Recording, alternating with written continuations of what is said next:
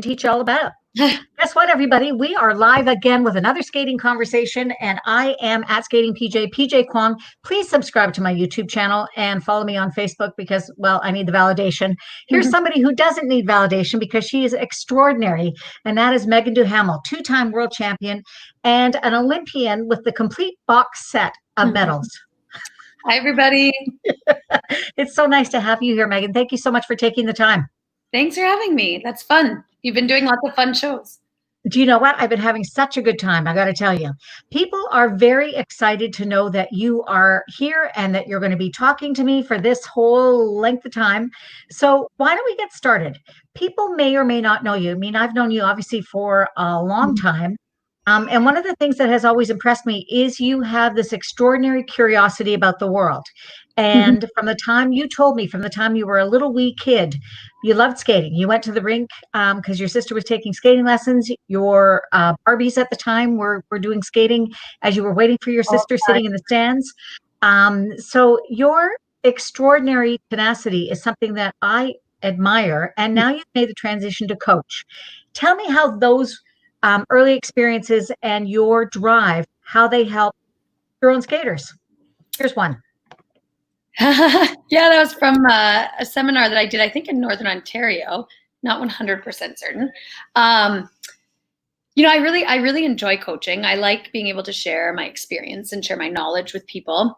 And, you know, hopefully skaters take little nuggets of information and some of the experiences and the lessons I've learned through my experiences. But I do understand that skaters need to experience things for themselves.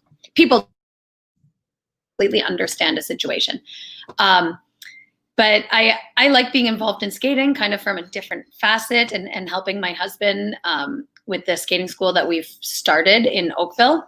And although we've kind of hit this little bump in the road the last couple of months and things have not been normal in terms of the coaching environment and skating environment for skaters, the ball is starting to roll and things are kind of getting back into this new normal.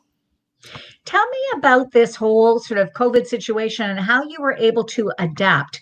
I mean, there's been lots of stuff going on. People are doing all kinds of different ways of training kids, but what are some of the things that you've done? Well, I mean, I've personally been doing Zoom training sessions. So we've been doing off-ice classes through the online teleconferencing website Zoom. And it started because some of the skaters in Skate Oakville were looking for some off-ice classes. So the club was offering them.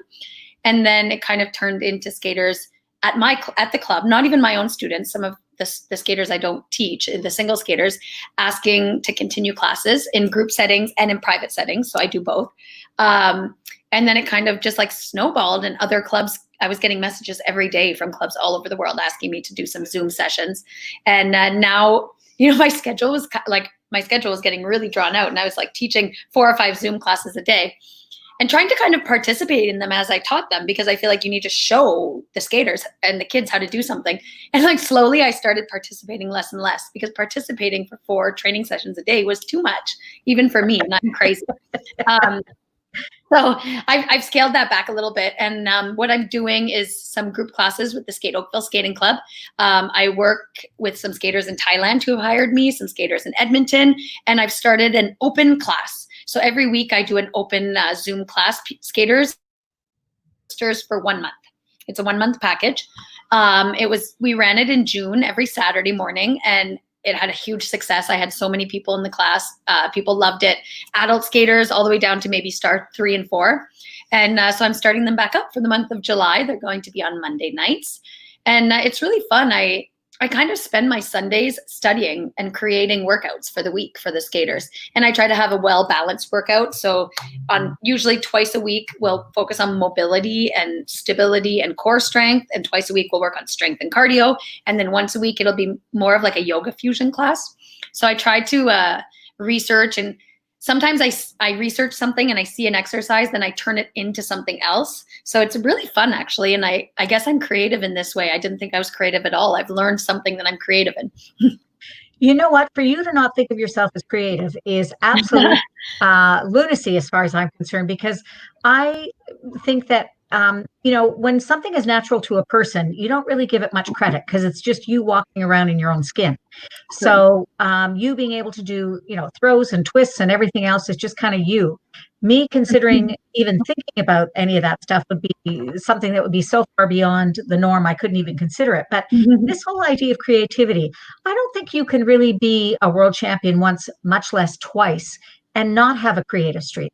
And this whole idea, what people don't know about you, and that I'm going to tell them, is the fact that when people are looking to construct programs, when you and Eric were constructing programs, you had the possible points figured out down to the very smallest amount. And if you did it this way, then you might get X more if you did it this way. It's one of the things that I super admire about you because math is not my strong suit. It's So, not mine either. so how did you do it then? Because I have I a don't really get it. good memory. So I could see something and I have a really good memory. So I'm able to kind of remember numbers, remember facts, remember scores. And so even when my competitors, if they skated well or they skated average or they skated poorly, I would kind of know the range that they were going to score because I was like, okay, when they skate their best, this is what they get. They made X amount of mistakes, so deduct that and something around here. And it's really my memory. I'm terrible at math. And it's funny because I was so outspoken about it, but in some ways, I think Eric knew the numbers even more than me. He was just way quieter than I was, but he did crunch the numbers the same way. It's absolutely amazing. But again, there is that unbelievable thirst for knowledge and that drive to sort of figure things out. So the fact that you're looking at these Zoom workouts and trying to figure out. So in your mind, how long is a Zoom workout, first of all? Well, it differs. I do some that are 30 minutes and I do some that are an hour. I prefer about 45 minutes. I feel like that keeps people's attention. After 45 minutes, you get people getting tired. They lose their focus. I feel like 1 hour is just a stretch too long. When you're in Zoom, you got the tiny little square, you got your own little square. They've all got their little square. Yeah. If you're in a workout class in a gym or in some other kind of class in a studio, you have the advantage of the instructor coming by and, manipulating your positions at times to try and improve them. How do you keep your eye on those tiny little squares? The more the people, the more the tiny little squares there are. So how do you manage that? Well, first I try to manage the number of people that are in a class because I feel like if they want to get the most out of it, I need to be able to see them, to be able to correct them and guide them. And so when we're too many, then something could get missed and somebody could be doing an exercise incorrectly again and again and again. And I just haven't had time to, scroll over on the screen and see their little box. And it's very small. Yeah. But I try to go through the first round. If we're doing a new exercise, I go through the first round with them, computer, and I watch them and I try to guide them and correct them. And of course, it's a lot more difficult when you're not like physically there. But we manage pretty good. And I think that everybody that I've worked with is very focused and very willing to try new things. And I actually find like it really inspiring, all the skaters that throughout this whole quarantine situation that didn't miss a class.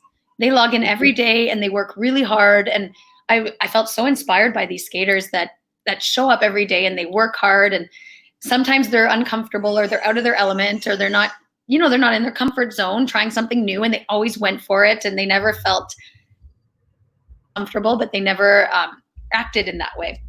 And I really enjoy working with the skaters because of that. Also, I find them as a source of inspiration. And then we have a communication issue because this morning I do a class on Thursday mornings with skaters from Thailand. And they speak. So what time of day here versus Thailand? Well, we do the class early in the morning, like early. I was doing 7 a.m. workouts with them, which was, I think, 6 o'clock at night for them or something like that. And they speak English, but again, sometimes with the little details, I feel like it kind of gets missed because I'm not personally there. But I think that this like Zoom training could be the way back to a gym. I see myself using all these amazing outlets that I find online to train. So I'm not too sure. I would put myself back in a gym or a little studio. And I think that a lot of people right now feel the same way and they're training in the same guidelines. It's interesting that you say that. And actually, Jamie's with you. 45 minutes, perfect for a meeting, working out or in a meeting. Yeah. Actually, there is no getting around it. So You've been back on the ice, or skaters have been back on the ice. We're here in Ontario, both of us, for about 3 weeks or so. You are doing some coaching. How are you managing? Because we're still restricted to the number of people we can have on the ice, Mhm. and the strict sort of protocols are, I think, what's helping the curbing the virus or flattening the curve. Mhm. So tell me, in this new way, what is coaching like? I mean, you can relate back to having been a skater. This is not how you would have trained. So Mhm. how are you coaching? Well, at You the and Bruno both. beginning, when we were allowed back on the ice, it was for 4 skaters and 1 coach. Yeah. So what we did during that time was we decided that my husband would always be the coach going in. Of course, Bruno is he runs the school. He's the head coach of everybody. So we had 4 skaters on the ice at a time, and Bruno was the one there, and that was for 2 weeks, for a couple hours a day. But the pairs can only skate singles right now. Pair skaters right now in Ontario are not allowed to skate together. They are allowed to skate together in other. Oops, I lost my screen. There it is. In other areas of Canada, so in Quebec and in BC and in Alberta and Saskatchewan, people are allowed to skate pairs. We are not allowed in Ontario. Some of our teams actually, they've been in contact with each other the whole time. So they do off-ice lifts in the parking lot, and then they go in the rink and can't touch. It's a little bit silly because they've been in contact with each other. Some of them live together, they drive to the rink together, whatever it is. But this week, I kind of got babysitting services for little Zoe, and I was able to go back to the rink just twice this week. And next week, I'll try to expand that a little bit and go 3 times. But yeah, the pair skaters are not allowed to touch in Ontario right now. So they have to keep a distance. They do side-by-side jumps, side-by-side spins, stroking, and then they go in the parking lot and do their lifts and twist for the time being.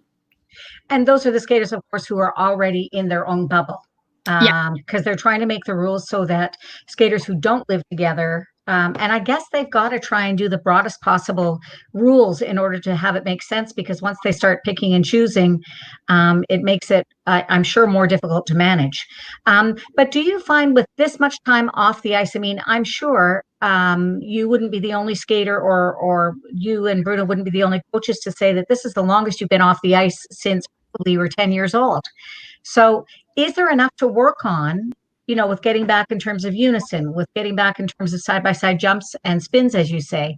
Is there enough to work on to keep people busy for the moment?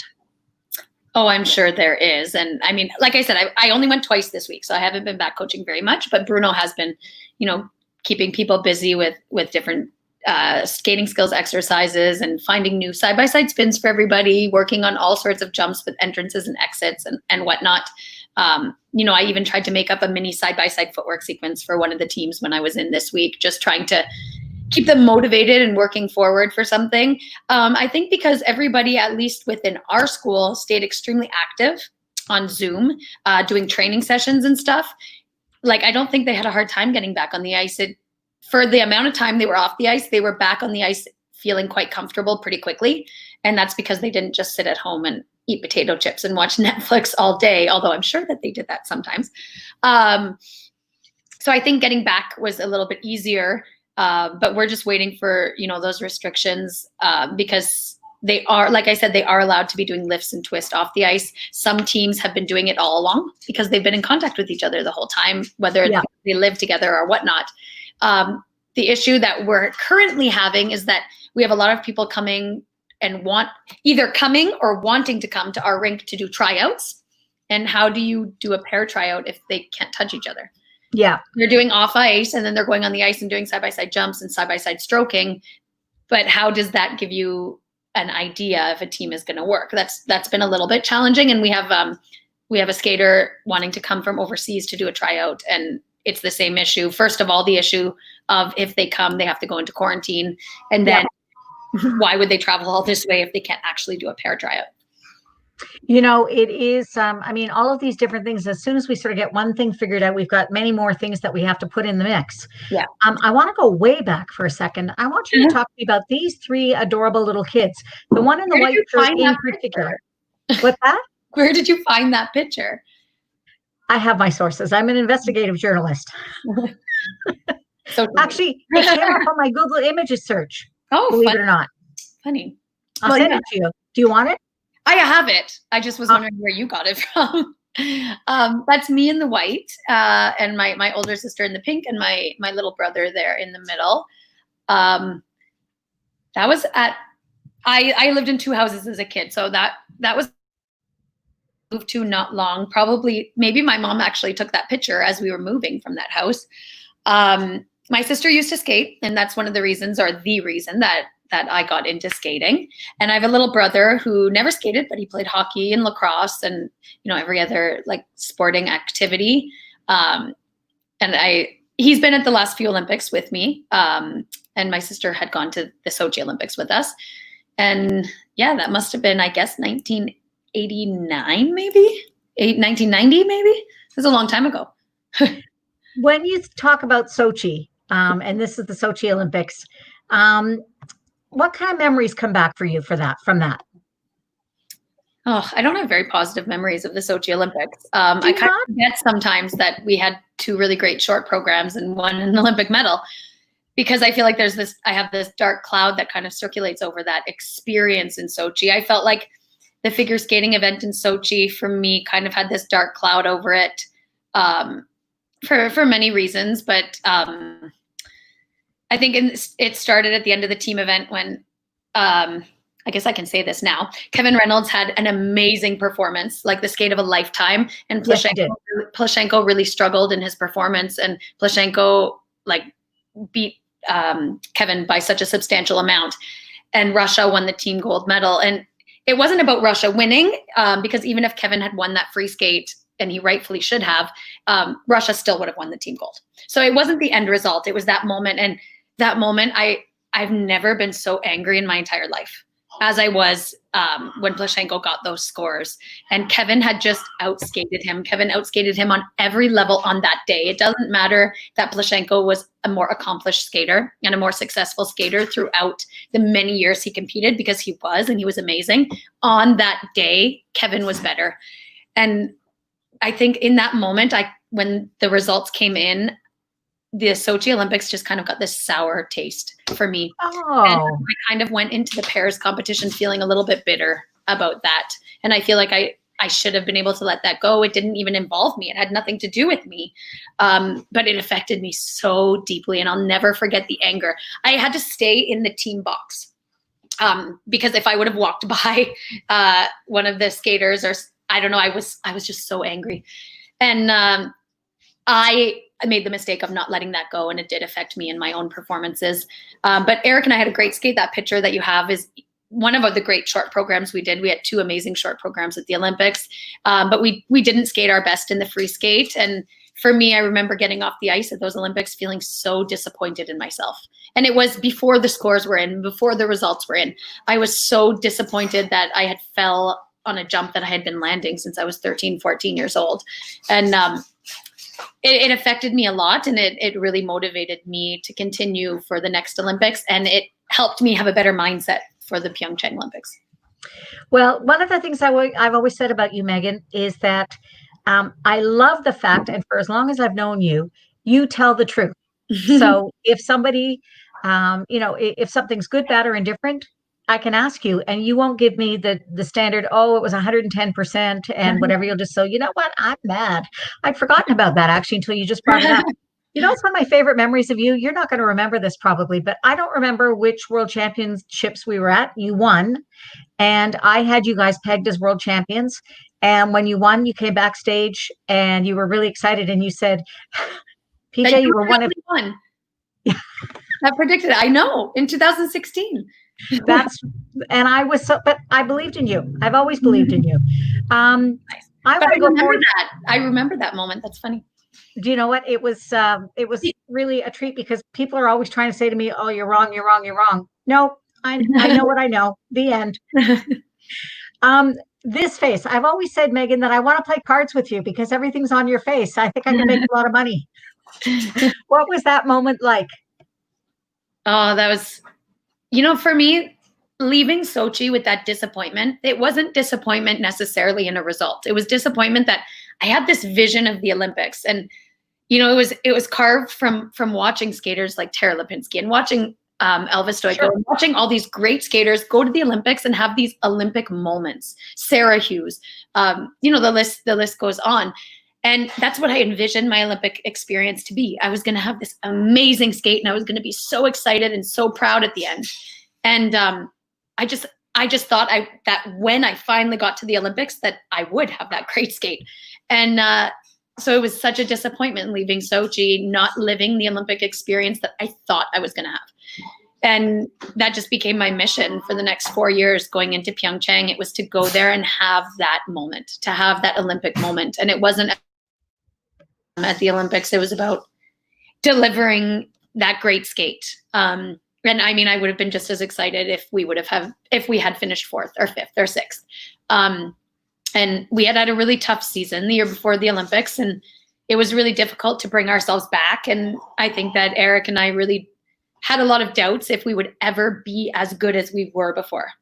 And I remember, like, I would watch sometimes our free skate on YouTube from the 2016 Worlds in Boston. And I was like, I would remind myself and tell myself, like, I should have just quit after that because I'll never be that good again.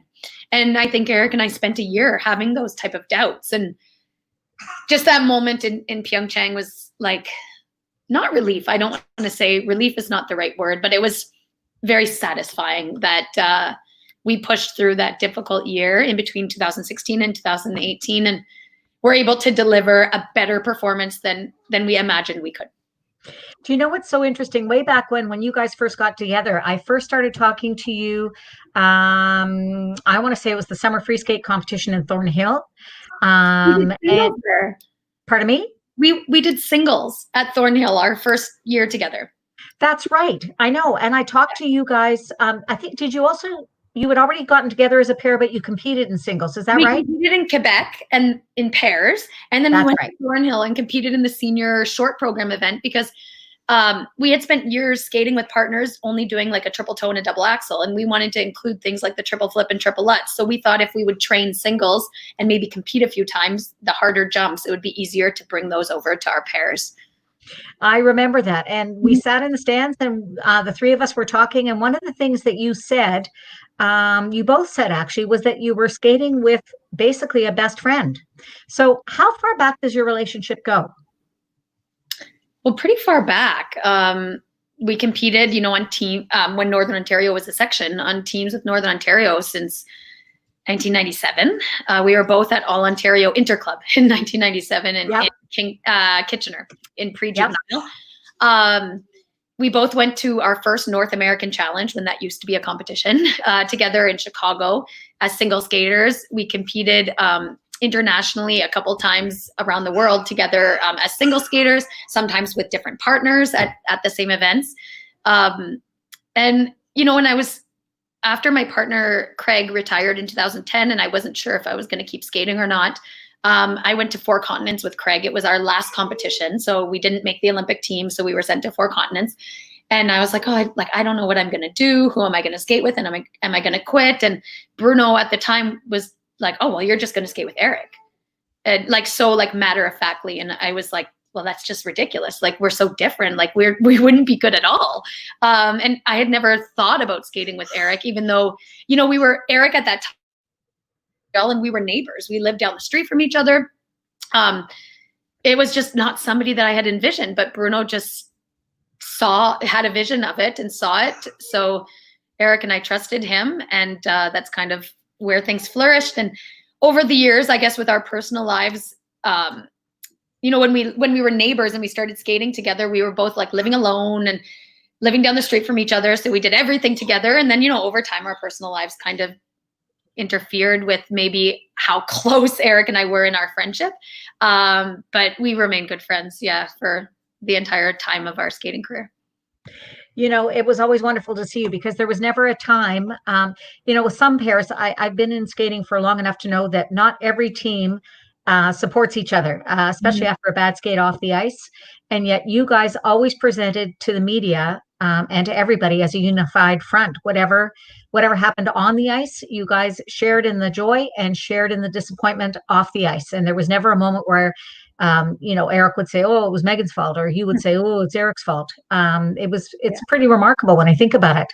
I think that was one of the keys to one of the greatest keys to our success was our working relationship and the way that we were able to adapt to each other and to work with each other every day. I remember doing an interview once at Worlds when you do the long program or the short program, you get a mini medal for like that individual event. So they do like a mini little medal presentation and then a question and answer on the concourse or outside of a venue. And at one of the events, one of the people in the concourse asked a question about teams getting along. And Aliona and Bruno were talking about, the times that they really butt heads and explode. And then Shui and Han were talking about how one of them bosses the other one around and stuff. And then Eric and I were like, oh, we just always get along. And Aliona was like, there's no way, it's impossible. And we were like, well, we do. Like we never wasted time in an argument on the ice. I don't think we ever lost our temper or yelled at each other or blamed each other. Of course, we maybe were times where we were frustrated with each other, but we always worked through it. Like, I guess you can say mature adults. And I really believe that that's one of the important factors that allowed us to improve so quickly and so consistently. So you're coaching with, let's talk about your little family right now. Look at that wee one, Zoe. I just want to bite her, just a little bite, just a little bite. And there's husband Bruno Marcotte. So this was nationals this year, I'm thinking in January, probably one of the last times we were all out without a mask on. I know. Zoe was scared at first when I was wearing masks. Now she thinks they're funny and tries to take them off my face. Do babies have to wear masks? Not till they're 2, they say. Okay. It's not safe for them to wear them till they're 2. That was just an aside question. So how does being a mom, how does that affect your coaching? Like, has it brought aspects to your coaching that surprise you? Well, I mean, since I had Zoe, I only kind of was going back coaching like part-time / maybe 3/4 of the time because I would go to the rink with her.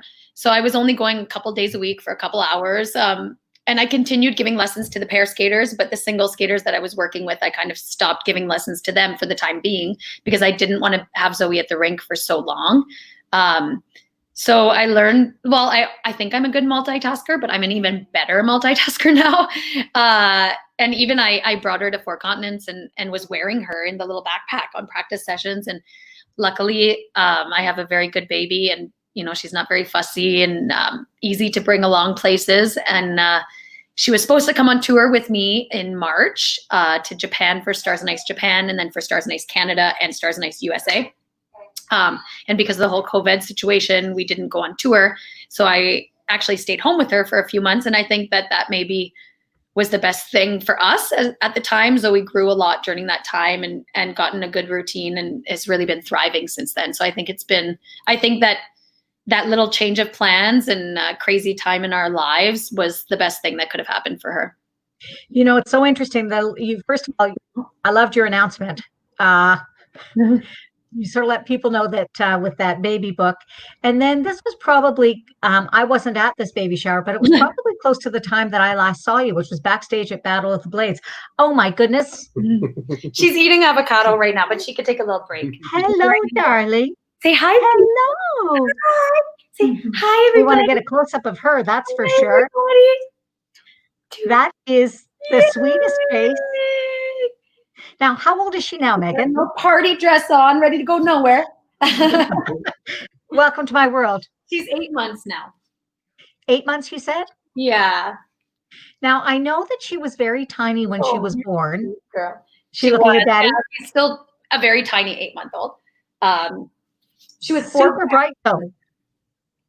Did that, you've got all this experience in dealing with stressful situations. Did having been exposed to all kinds of difficulties when you were skating, did that help you cope with, she was in the hospital for a little bit after you delivered her, took a little bit of time to get her back on track. How did your experience as a skater, how did that help you in those stressful times?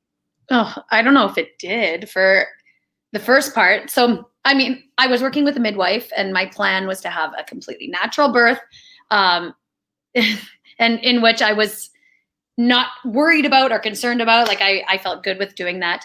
And then about 1 month before my due date, I was going for ultrasounds because Zoe was breech and we were trying everything to flip her. And I have a little bit of a misshaped uterus, so I didn't have much space for Zoe to grow in. And they found that she was kind of stuck in one half of my uterus and she was not growing. Okay. So I went for this ultrasound, and the ultrasound technician first told me, your baby has gotten smaller since your last ultrasound. And I was like, okay, that doesn't even seem normal. Like, how is that possible that a baby shrinks inside of you? But she shouldn't have said that. It was a bit of a miswording. She just had dropped off the growth curve that she had once been following. So the hospital wouldn't let me go home. They tried to contact my midwife because I was working with a midwife and not an OB. They had to try to contact the midwives that I was working with, put me in touch with an OB at the hospital. I was sent directly to the birthing center at the hospital. And they were prepared to do a C-section that day, which was 1 month before my due date. And by this point, all of this information, like being thrown at me, had thrown my blood pressure through the roof. So then all of a sudden I had a high blood pressure as well. So I'm sitting in this room. They're like, I'm waiting for people to come in. I'm waiting for my midwife. And they're like talking about maybe having a C-section that day. And I was like, I did not plan on having surgery. I had never had a medical procedure. And I was way more scared of any sort of needles to have a medical procedure than I was of having a natural birth. So eventually my blood pressure went down and they let me wait 2 days after that before they had a planned C-section. They were hoping that maybe in the 2 days Zoe would grow a little bit more, but she didn't. So having that surgery was extremely stressful, and no amount of skating experience helped me through that at all. Having to go into the operating room and have a spinal tap and everything. And then they told me that if they thought there was going to be trouble during the C-section, that I would have a pediatrician in the OR with me. So when I got into the OR and there was a pediatrician there, I was like, oh no, they told me that this would only be if there was trouble. So as soon as Zoe was born, the doctor showed me Zoe and said that everything was good. She's healthy. She was crying right away, but she was extremely small. So she got sent to the NICU immediately. And I went into recovery. And then eventually I was able to go see her. And Zoe and Bruno and I spent 2 weeks living at the hospital.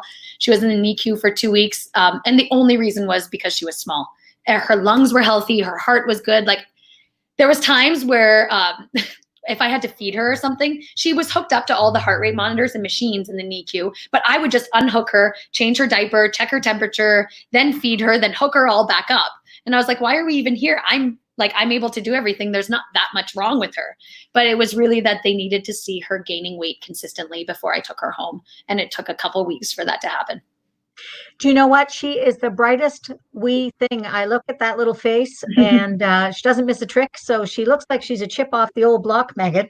Yeah, I mean, they kept telling me in the NICU, the nurses, they were saying she's very mature for 4 pounds. Like, everything is right, everything is good, and she was also a month early, so they were really surprised of how strong she was and how mature she was.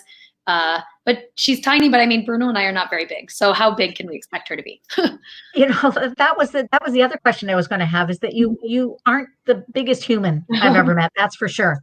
That's for sure. Bizarre. So maybe Zoe's got a good future as a pair skater.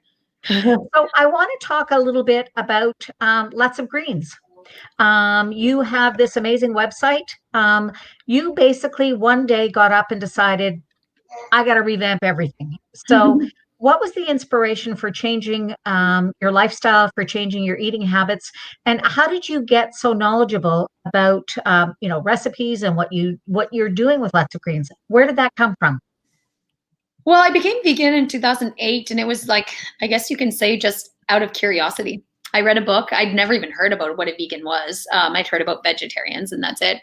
I read a book and I was like, oh, this seems interesting. I think I'm always, as with skating in my life, I'm always looking for ways to push myself and improve myself and to do new things. So I was like, well, this is something that maybe will help and make me healthier, and not help something, but maybe this is something that I could lead a healthier lifestyle if I tried to be vegan. So I was like, I'm just going to try it. And I started feeling really good and kind of dove deeper in. I ended up studying holistic nutrition. I have two certifications in holistic nutrition. And eventually I was like, I started Lots of Greens just as a way to kind of share information. I wish I had time, and I wish I had the knowledge of how to run a website to make it even more and bigger and grander and up. I always think I'm going to update new recipes and new articles every single day, which never happens. If I do once or twice a week, then that's amazing. And, lots of the times I find really amazing recipes that aren't vegan, and I just veganize them. That's really what I do with a lot of recipes. I take out butter and I add in either vegan butter or applesauce. I take out eggs and I add in a flax or a chia egg. I take out all-purpose flour and I add in an ancient grain or a whole wheat flour. And that's kind of the way that I've kind of worked with these recipes. People don't necessarily know, but you and I have a mutual friend, David Baden. And David, from time to time, would tell me that you guys would be at a competition in some place where veganism isn't as common. And getting you fed properly while competing sometimes was challenging. Did you ever take stuff with you on the road? I did I did all the time, but it was more challenging at the beginning. I mean, it's crazy how much the vegetarian and vegan world has developed in the last 13 years, because you really can find food anywhere now. Most restaurants offer a plant-based meal. If not a meal, sometimes even an entire menu. And there's this amazing website called Happy Cow. So no matter where I was in the world, I would just type in that city in Happy Cow, and it would tell me every single option of a vegan, a vegetarian restaurant or cafe or grocery store, or a regular restaurant that has vegan or vegetarian food. So Happy Cow was really a lifesaver my whole life while I was traveling. Happy Cow is an app or a website? Yeah, well, both. It's an app and a website. And that kept you fed. Yep, it did. And what was really cool is as I travel and I'm looking for whatever restaurant or cafe I found on Happy Cow, I find amazing little areas of whatever city or country I'm in. And then I get to explore these new neighborhoods. So that's kind of how I saw places around the world, was from looking for these restaurants. And then if I go back to the same place, I just remember where I went and I go back there. Have you started? So Zoe's been introduced to solid food. Obviously, if she's eating some avocado, are there different kinds of foods that you want to introduce to her so she doesn't get a taste for anything? Or how does that work when you're looking at a wee one? Well, I'm hoping that Zoe will follow a plant-based diet, but eventually at one point she will make that decision for herself, yes or no. But while I'm giving her meals, we are following a plant-based diet right now. And I studied holistic nutrition, but I don't know anything about babies' nutrition. So I did hire a nutritionist that could help me a little bit. And she's been extremely helpful in giving some tips on foods to combine and what foods to give and supplements. But really every baby needs healthy fats and iron and vitamin C. And that's essentially what I try to include in every one of Zoe's meals. And I mean, Zoe likes most food. She's got a pretty good appetite. This morning, she had a banana black bean tofu smoothie. I call it a smoothie bowl. It was a puree, but it kind of looked like a blue smoothie bowl. And she loved that. She loves avocado. She loves broccoli. She loves all the fruits. She loves toast. She's got a pretty good appetite. And hopefully I'm going to be able to keep her following a plant-based diet. Because I just feel like this is the best right now for the environment. It's a moral and ethical decision that I have made. So I cannot imagine serving meat or eggs to my baby when I'm not serving them to myself. And but eventually one day, maybe she's going to want to eat meat and maybe she won't. That will be her choice eventually. But for now, she's following a plant-based diet. Tell me your biggest philosophy as a coach. What is the thing you want to what is your overriding ideas about what information you'd like to give skaters? Oh my God. You had to ask me that after I've coached for a longer amount of time, PJ. I don't know. I haven't coached enough to know that answer. But it's not technical. It's actually, skating is about life. I mean, I've been really lucky that I've been surrounded by really good mentors and had a lot of good coaches over my own period of time that I've learned from and could take pieces of information. But I mean, I think that something that Bruno does and that I just kind of naturally do, maybe because I learned from him or maybe because it's natural for me, is that it's well, Bruno says he'll answer, but I'll finish what I'm saying first. I feel like keeping an essence of fun to the hard work is really important. And that's something that I was able to do throughout my whole career, is to always work harder than anybody else, but I always had fun. I never felt like it was a daunting, heavy hard work. It's a fun and light hard work. So I like to be able to, any of the skaters I work with, to keep that. And I find that very important, and fear, which is something that, Bruno already does. But he said that he would answer your question. No, but I think right now I think it's working ethics, like the philosophy, the working ethics, how to maximize your that's true. Your session. That's true. I'm really good at that. I think that's what you're being really in since you've been starting to coach. That's the one thing you've been really keen on. Like structuring sessions and structuring what people are doing is really important to me, and I feel like it's kind of like a strategy. It's strategizing programs, strategizing training, strategizing people's Zoom training when we were off the ice for months. I really enjoy that, and I feel like it's extremely important. So it's true. I do try to bring that to the skaters as well. How to train, how to structure your sessions, and how to structure your weeks leading into competitions and after competitions and stuff like that. So tell me, if you weren't in figure skating, what would you be doing with your life? Oh, I would be a school teacher.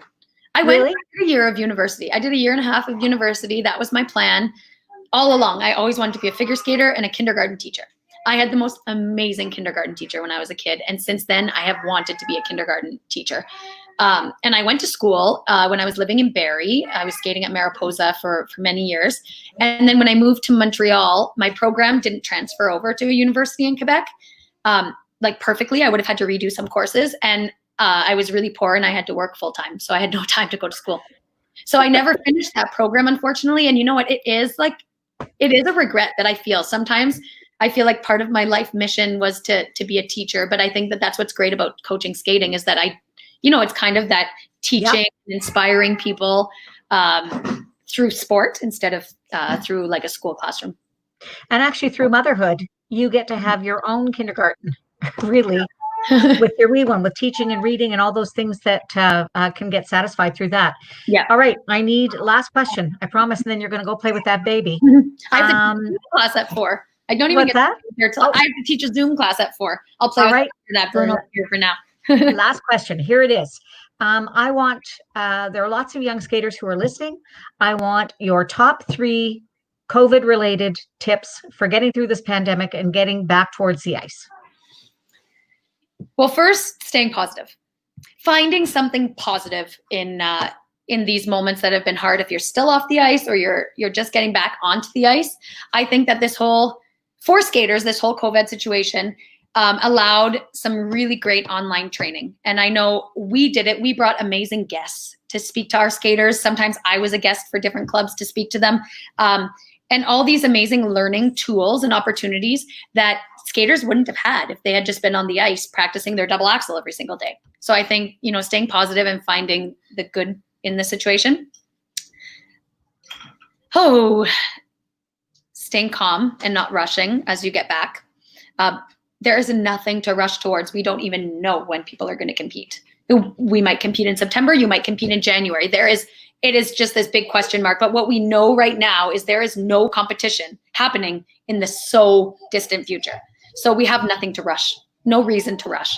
So to stay calm so that you stay healthy, keeps you mentally healthy, and it keeps you physically healthy as well. And you asked for 3. But those 2 are really good, unless you've got a third one. I think that those are my 2 top ones. Listen to your coach. There's one. Yeah, that's true. Yeah, there you go. People around you. All right, my friend, you've got to go get ready for Zoom. Thank you for sharing your family. Thank you for sharing that beautiful baby. Honestly, when I meet her, just know I'm going to leave just a little nibble somewhere. She's so cute. Meaghan Duhamel, thank you so much for joining me. Follow Meaghan on social media. Go to her website, www.lutzofgreens.com, and book her for, hold on, you guys can all book her for a Zoom call, not a Zoom call at all, a Zoom class here at meaghanduhamel@gmail.com. Have a great Zoom class. Thank you so much for joining me. I'll talk to you soon. Thanks, BJ. Bye. Okay. Bye-bye.